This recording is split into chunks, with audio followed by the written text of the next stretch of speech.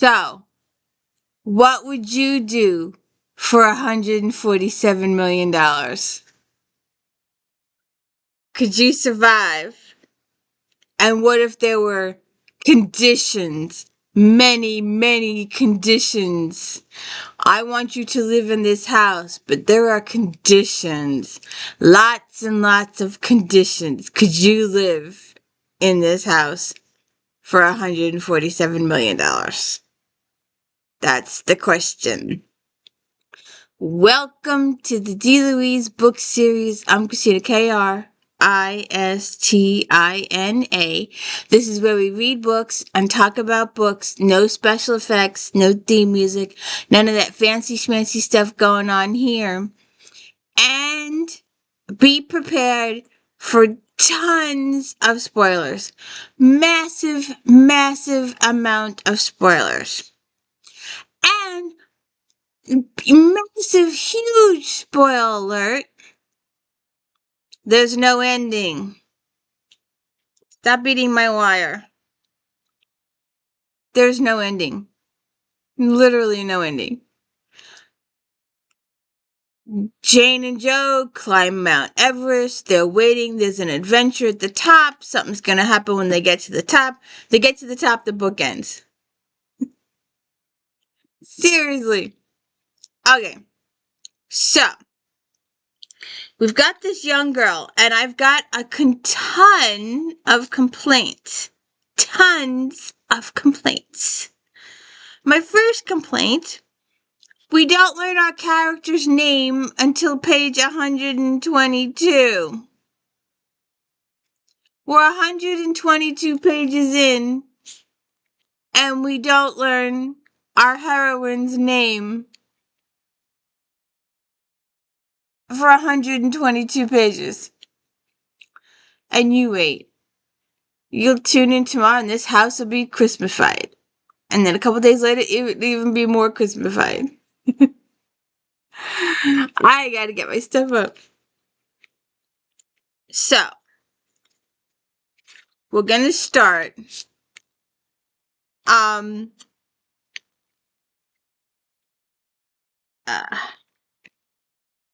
with this little. There are a few more intrinsically debilitating than feeling simultaneously as if you escaped hell, yet been evicted from paradise.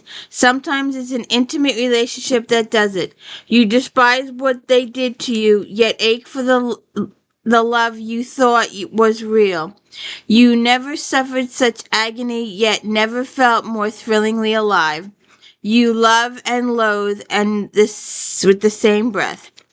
In my case, it was a house with a capital H, and even now, far removed from that exquisite, terrible place and time, some nights as I drift to sleep, dreams reach for me with dark, ravenous tentacles, and suddenly I'm in the rear courtyard of the house at Watch Hill, poised with my hand on the knob of the conservatory door, admiring, despite my horror, the glassy pool reflecting gently swaying oaken branches hung with sprigs of drying lavender tied with ribbon, cobalt bottles clinking on jute cords, and strands of fairy lights. And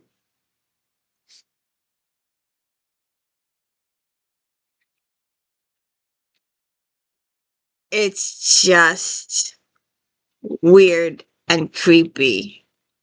So, we're going to do a lot of reading. Let's get to this. Oh, covering the speakers. Okay. Our character, Z-O, sorry, that was X. Z, there we go. Her mother is dying of cancer. She's been trying to support her mother on a gazillion part-time jobs, and because they're very, very broke, and she keeps getting fired from these jobs. She's good at these jobs.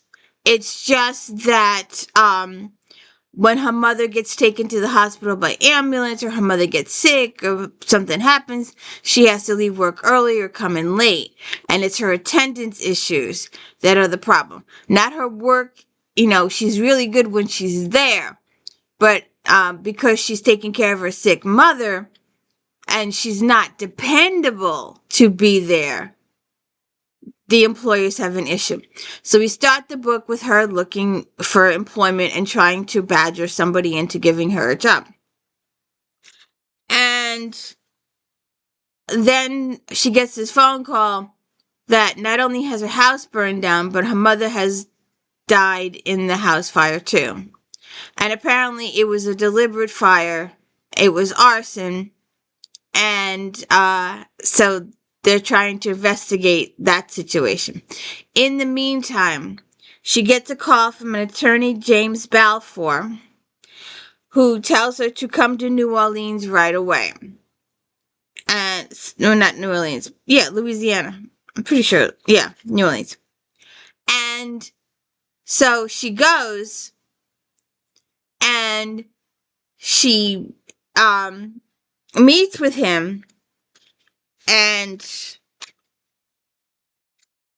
she sleeps with this guy her first night there, just to have some kind of release, I guess. But she goes to this town is called Divinity. Divinity.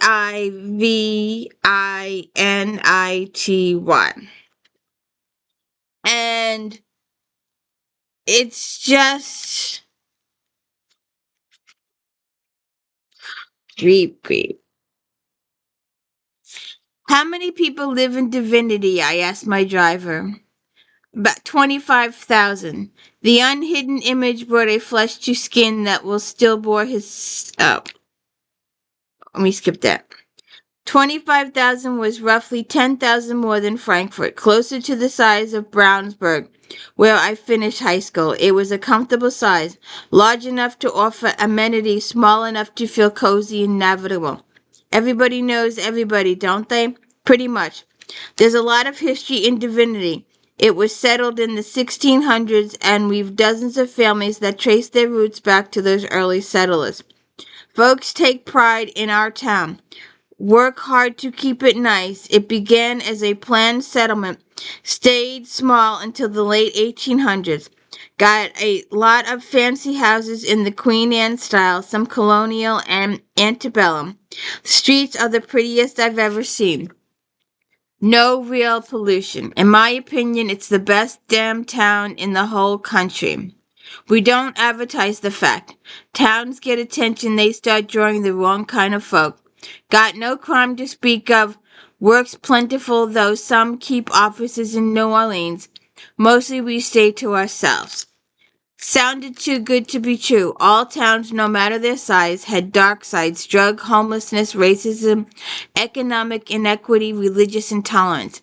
Although when I was younger I hated being constantly uprooted, torn away from new friendships again and again, my sense of loss was ameliorated by the endless discovery of new towns and new people. I hadn't gotten the best schooling, but I'd acquired resilience, curiosity, and an open mind from our nomadic lifestyle. The only thing I missed was my best friend Esty. When Mom let us stay in Brownsburg for 2 years, I'd been ecstatic, especially since I knew for reasons beyond my fathoming, Mom didn't like Esty any more than Dahlia Hunter liked me. They barely tolerated our friendship, and they not tolerated each other at all. Unwilling to share the same room, hell, they wouldn't even occupy the same city block, which only made me and Esty more protective of our friendship. So she has this best friend named Esty, and she's going to this house, and she doesn't even know why she's going here at first. And apparently she's the sole heir. So she goes, I take it she left me a house. She did, but you must live in it to inherit it. How long? 3 years.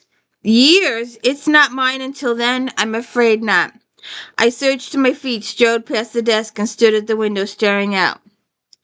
That's ridiculous. What kind of person forces you to live in a house for 3 years before you even own it? During that time, all bills, utilities, and maintenance will be paid by the trust. Additionally, you'll be given $5,000 a month to cover living expenses for an annual total of $60,000. I grasped. No bills to pay plus an income of $60,000. That was life changing. If I stayed the entire 3 years, I received $180,000. I could barely fathom it. I could get a job and save every penny, set up a long-term payment plan with my creditors. I'd actually own a house. I'd never asked myself what I wanted to do one day, what college major I might choose. Those thoughts were too painful when I knew they would only become reality if Mom was dead. $180,000 meant I could go to college in 3 years. Or if there was a university nearby, I might even take classes or two while I was here. With a degree, I'd qualify for a job that paid well and eventually be able to dig myself out of debt and build a life. So she's got all these dreams. But there are conditions. There are additional conditions.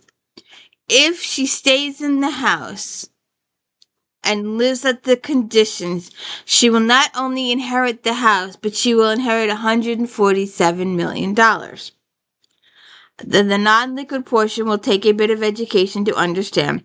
The estate's investments are complex. And they go through the fact that the lady had done secret DNA. She didn't know the DNA test was being done. Someone must have got of hair or something like that, and it was proven that she was the lady's niece. She was her brother's daughter. That the brother died in war, but obviously he'd gotten together someplace with someone and had a child before he died in war. But you don't find out that stuff till later. So then the lady's name was Juniper, and she had an owl for a pet. And you start to think there's more to that owl than meets the eye. And then you have Devlin, who is the carpenter handyman. He's also got another secret identity. And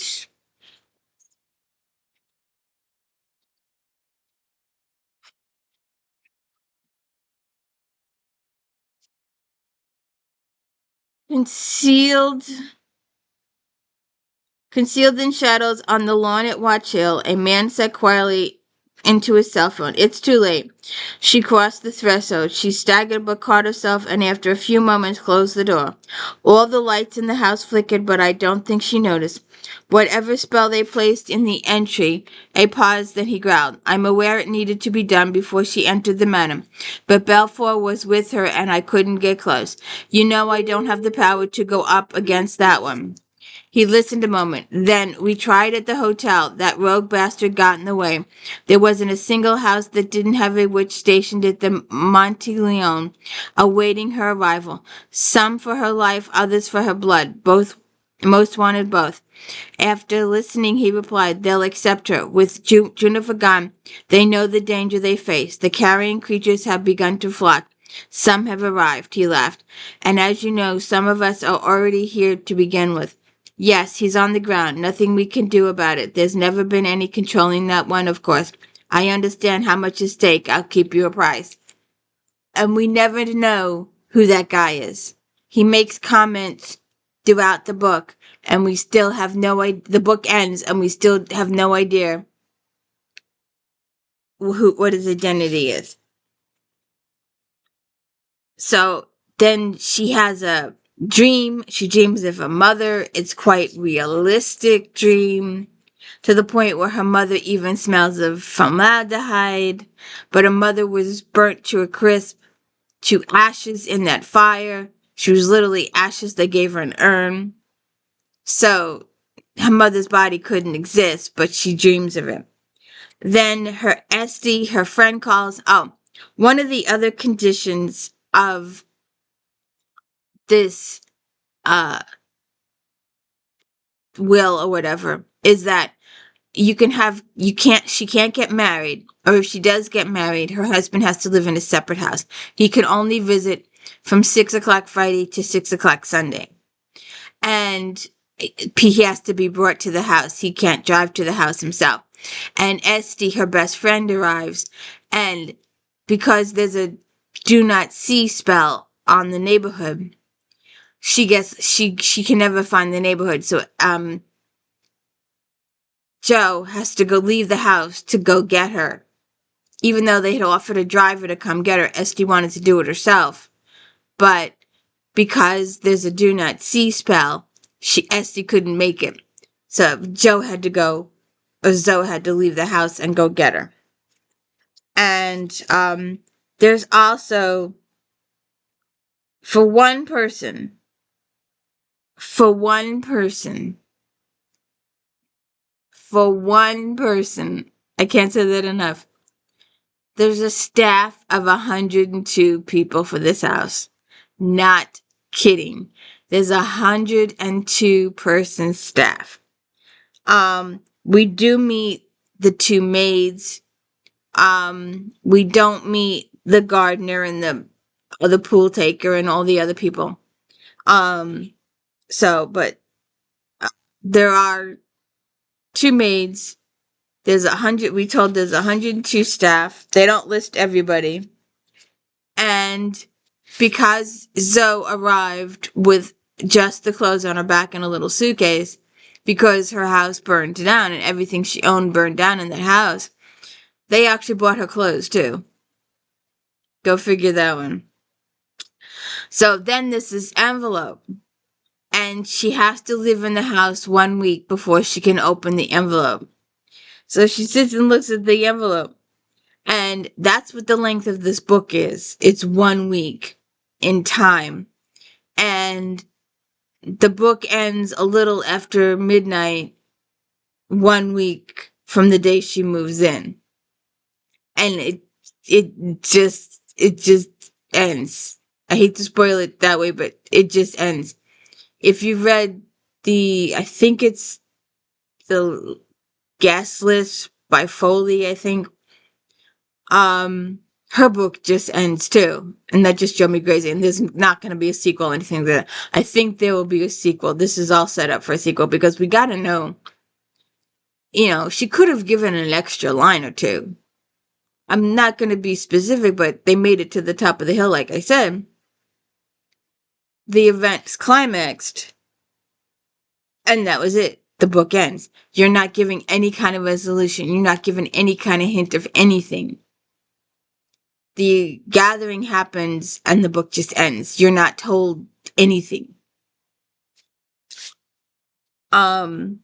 So then she's also told that there's a section of the house that no one is allowed to enter. Apparently there was a fire there some years ago, and because of structural issues, no one is allowed in that part of the house. So of course that's the part of the house you got to go investigate.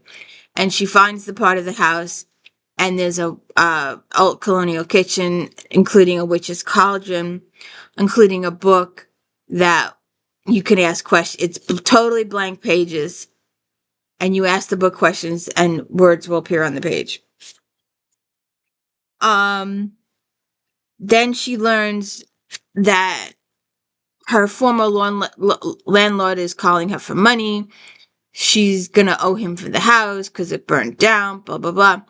But it's later revealed that it was arson, that someone set fire to the house. Someone burnt it down. And like I said, we don't learn Zoe's name, her full name, until page 122, which was kind of weird. I kept going back to checking, and I wasn't till 122 then we're actually told what her name is.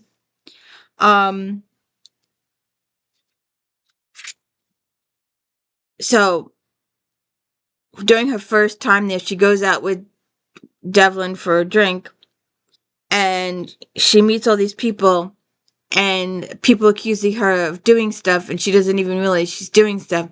Her powers are coming into being. Apparently, like Charmed, or There's another one. There's a couple other shows where kids' powers were bound by their parents to protect them until they reached a certain age. Well, apparently Zoe's powers were bound till she reached a certain age, and apparently she's gonna be 25 in a couple of months. So this book takes place when she's 24, and people start yelling at her for using her gifts, and she doesn't even know what she's doing. Um, and then her and Devlin get together a little bit. They have a kiss or two. Apparently, she was very promiscuous in her youth, and her mother always begged her to not marry a guy, but to get with child, and she couldn't understand why her mother wanted her to get with child so young. Well, apparently, that's another condition. Um, that you need to leave an heir. Um, and this is that guy speaking again. Uh, it's too late, the man said quietly, into his cell phone as he watched the couple in the black Mercedes drive away. They broke the rules. It took the entire coven, all 12 high-blood families, but they awakened her fully tonight, whipped her straight through the 6 steps. She's empowered, ignorant as F, with no clue what she is, but empowered. And you know how dangerous that is. She's both walking prey and nuclear bomb. I have no clue what they're thinking, what they think they're doing. Trying to save their asses, I suppose, and they'll sweep up after the mess. If there's aught left to sweep, she could go either way. Insanely risky, if you ask me. I'm not sure I can. She's Blood Cameron from the 9 houses, and she's fully awakened. So they awakened all her powers at this bar. And they might have done it accidentally. They might have done it on purpose. Um, then she finds a room filled with pictures of people, and apparently her aunt's gift was if someone was dying of something, she would paint a picture of the person and heal them while painting the picture. She had that gift. Also Zoe, anyway, we're getting too far ahead. So Balfour puts guards on the house to protect Zoe. Apparently there's people, she thinks there's people trying to kill her because they find a dead body on the grounds. And Zoe's um uh anger. She gets angry when she discovers some secrets. And I already talked about the room. So then she gets some more bizarre instructions.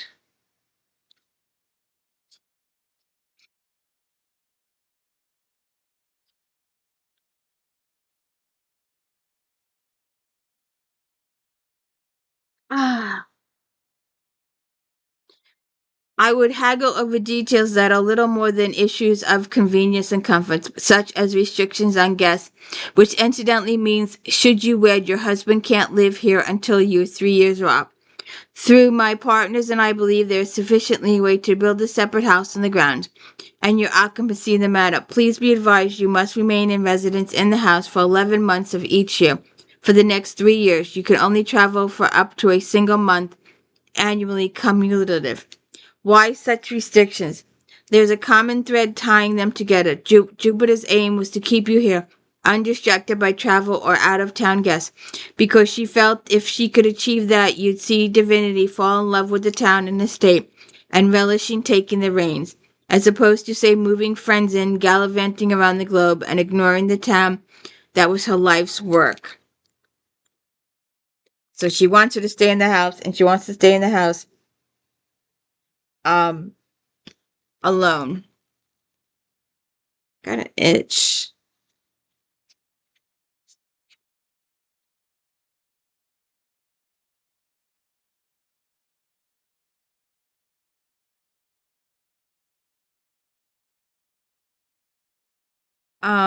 Are there any other contingencies? They all tie into occupancy to keep you focused on building a life here. My partners and I wouldn't hesitate to advise you to sign, but if you haven't read it, you should. You'll find our report on top. The settlement is straightforward and not nearly as long as it looks. The majority of the pages are legal documents to be completed for banks and various institutions with whom you do business.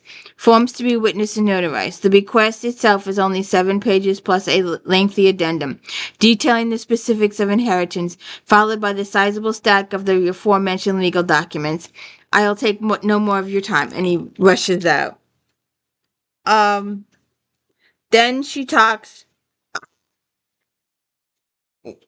Once Esther finds the house, we talked about the fact that there's a do not seize bell. Esther starts to tell her stuff. Esther was informed of Zoe's condition a long time ago because Esther is also a witch. Not a very powerful one, but she is a witch. And she was given the task that if Zoe's mom did not survive, that Esther was the one that had to tell Zoe all this stuff. And Zoe gets very angry. That's the biggest problem here, is that she gets very angry that her mother didn't tell her herself. And that makes Zoe very, very angry. And she starts doing stuff that she should not be doing. And her anger gets away from her. And she discovers stuff about Devlin. She discovers stuff about the agency.